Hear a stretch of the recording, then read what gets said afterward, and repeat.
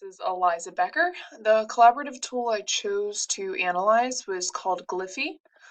Gliffy can be found by Googling Gliffy and just going to www.gliffy.com. Unfortunately, it's a little bit pricey. When I tried this, I did their 14-day free trial. It's a pretty premium sort of program. If you look down below here, there's a personal account. If you want to make pretty intense diagrams for personal use, if you want to stay organized. Team is a little bit cheaper. It looks like a monthly price. I'm guessing if you purchased a school account, it would count as this team price of $5 a month.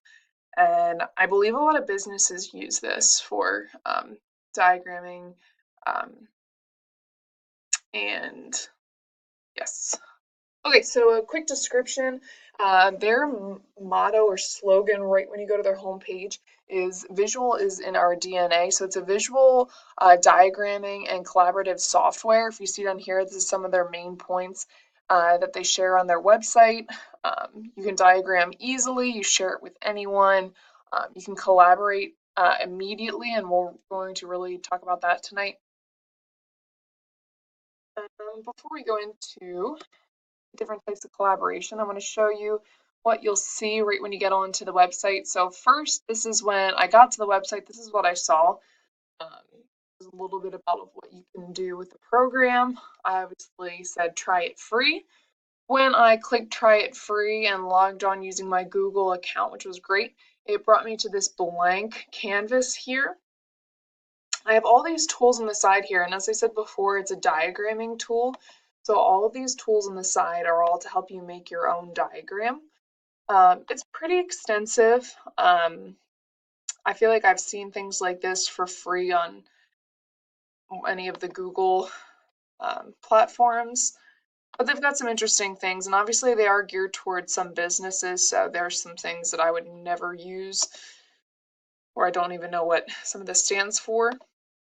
But it's got some pretty cool things there. So I wanted to just try it out, see how easy it was, using it for things in my classroom. So I immediately thought, okay, let's brainstorm. I'm going to give my students the assignment of writing about their summer vacation. So I easily went to basic shapes, selected an oval, made the oval, you just drag it over, and I put it in there, made it bigger, made it my main topic. And then I decided one of the topics I wanted to talk about was outdoor activities, and I simply changed the shape and talked about 3 of the activities I wanted to include in my summer vacation essay. And I copied and pasted to keep the formatting the same. It was nice and easy. If you want to see a really quick example, I'm just going to have another thing right here. Maybe I also want to talk about my boat. It's a nice mapping tool for brainstorming.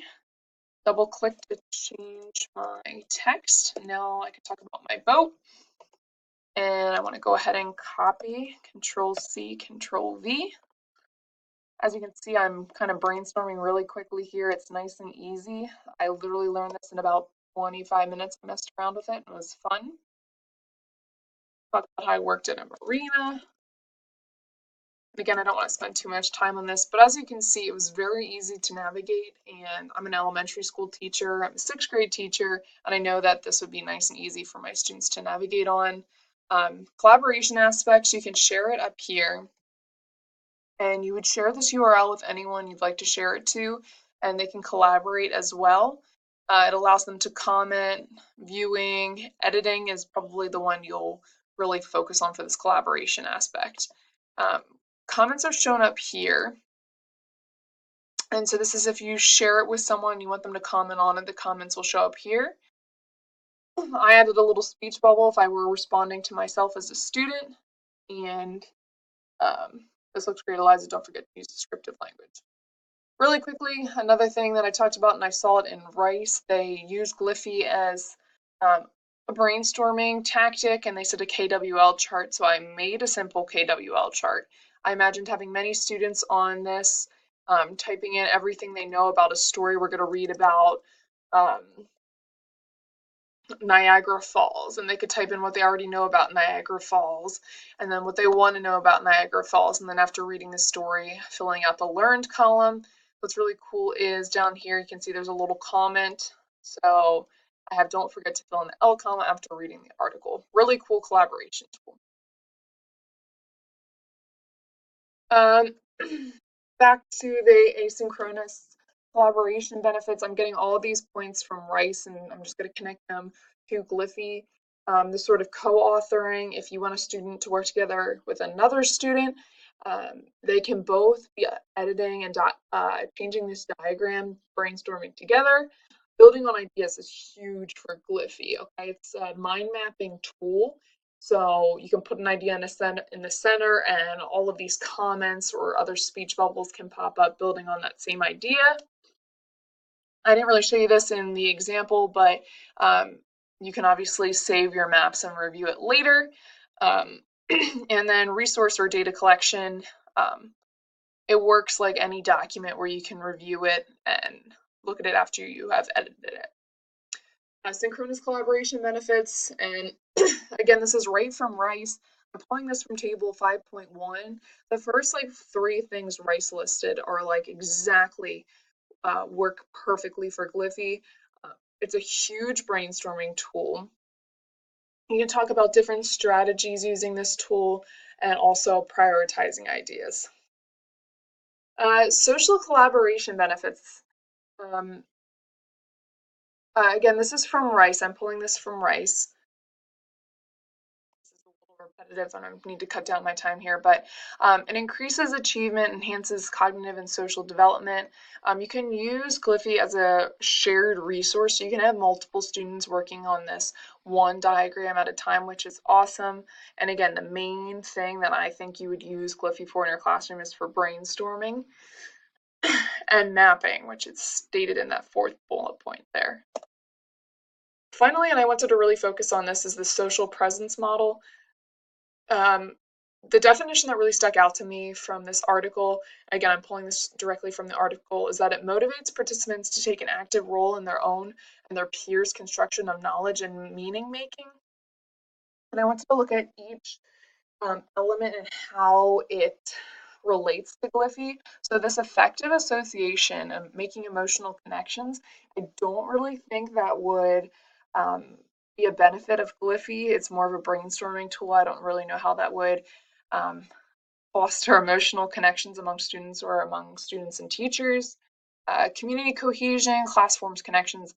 I totally believe that Gliffy would um, um, enable connections because you're building on ideas, and hopefully, those introverted students like they talked about in Rice would feel confident and comfortable sharing their ideas on this platform. Interaction intensity, I enjoyed reading this one from this article. It's interaction among students. They talked a little bit about positive interactions and negative interactions. I think Gliffy would facilitate positive interactions, meaning interactions that are on task and relevant to the assignment, because it can be saved and the teacher can be on there with them, so no inappropriate dialogue is going on. Knowledge and experience. Oh my goodness, I love this one. I think this one is probably the most prevalent for Gliffy, knowledge and experience sharing prior knowledge, just because it's brainstorming sessions, students sharing things that maybe they're getting ideas from other experiences and they can share that and put that in the diagram. Um, and then instructor involvement, the teacher can also be part of the ones collaborating on the diagram. And finally, classroom use. Couple quick things. I'm a 6th grade teacher. I teach ELA, math, and science. I was thinking of some STEM projects where brainstorming is extremely important. Put that task or goal in the center of your diagram or in your mind map, and just allow students to go to town to how to solve the problem. I was thinking about ELA when I give my students a story, doing that KWL chart. What do you know about the topic? What do you want to know about the topic? What do you know about after you read it? And finally, in writing, like the example I gave of the beach essay. That is my overview of Gliffy. I hope you enjoyed it.